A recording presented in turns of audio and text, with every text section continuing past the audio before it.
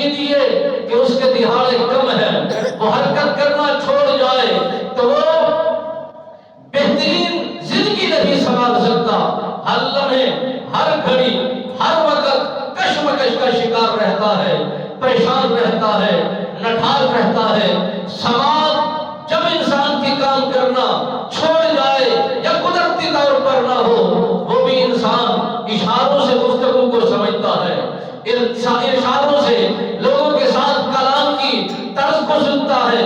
اور پھر ان السمع والبصر، یہ آنکھوں کا کردار اتنا قوی ہے، اتنا مضبوط ہے، جن کی آنکھیں نہیں، جو دیکھ نہیں سکتے، دنیا میں خدا کے عجائبات کا مشاہدہ کر نہیں سکتے، ذرا انہی سے پوچھئے آنکھوں کا کتنا کردار ہے، آنکھیں کتنا بڑی نعمت ہے، اور آنکھوں کا نور انسان کے لیے کتنا بڑا بہترین سرمایہ ہے۔ اگر کروڑوں روپے دینے کے باوجود بھی انسان آنکھوں کا نور نہیں خرید سکتا، سماعت کو نہیں لے سکتا، دل کی کیفیت کو دوبارہ نہیں کر سکتا، اور ہر کام مکمل طور پر وہ سجا نہیں سکتا۔ میرے نبی رحمت فخر موجودات صلی اللہ علیہ وبارک وسلم سرکار کے دیوانوں، شمع رسالت کے پروانوں، یہ عجیب منظر ہے کہ رب بے نیاز جب دھرتی پر بھیجتا ہے، ہر انسان کا فخر اپنا ہے، ہر انسان کی عقل اپنی ہے، ہر انسان کی سوچ اپنی ہے۔ کبھی اس نے غور ہی نہیں کیا کہ وہ کریم رب ہے، جو دینے پر قادر ہے وہی لینے پر بھی قادر ہے، جو عطا کر سکتا ہے وہی لے سکتا ہے، جو دے سکتا ہے وہی چھین بھی سکتا ہے، وہ قادر مطلق ہے۔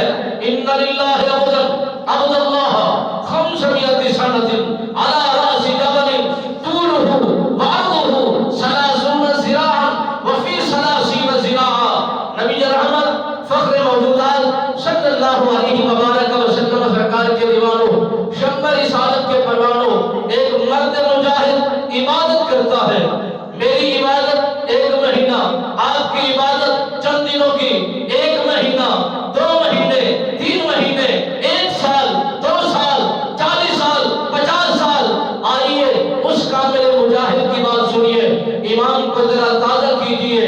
ہم اپنی عبادت پر فخر کرتے ہیں، ہم احسان سمجھتے ہیں، اور ہم یہ سمجھتے ہیں کہ دین پر ہمارا بہت بڑا احسان ہے کہ ہم نے دین کو سجا رکھا ہے، دین کو خوبصورت چمکا رکھا ہے۔